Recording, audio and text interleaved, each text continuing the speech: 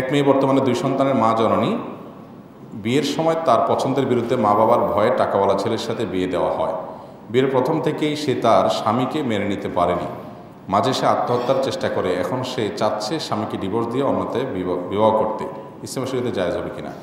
কোনো মেয়ের অপছন্দে তাকে কোনো পাত্রের সাথে বিবাহ দিতে বাধ্য করার কোনো রাইট, কোনো অধিকার কোনো বাপ-মার নাই।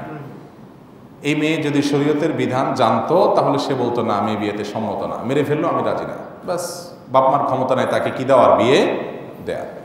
যাই হোক, তো এখন যদি এই পরিস্থিতিতে ওই ছেলের সাথে থাকলে নিজের দিন, ইমান, আমল সব কিছু হুমকির মধ্যে পড়ে, তাহলে অভিভাবকদের মাধ্যমে বা কাবিননামা পূরণ হয়ে থাকলে তার মাধ্যমে তিনি তালাকের তহবিজ বা অর্পিত তালাকের মাধ্যমে বিচ্ছেদের চেষ্টা করতে পারেন। সেই সুযোগ আছে ইসলাম শরীয়তের দৃষ্টিকোণ থেকে। কিন্তু এই ধরনের বিষয়, ব্যক্তিগত পুরো বিষয়টা কোনো আলেমের কাছে খোলাসা করে বলে তারপরে সমাধান নিতে পারলে সেটা ভালো হয়।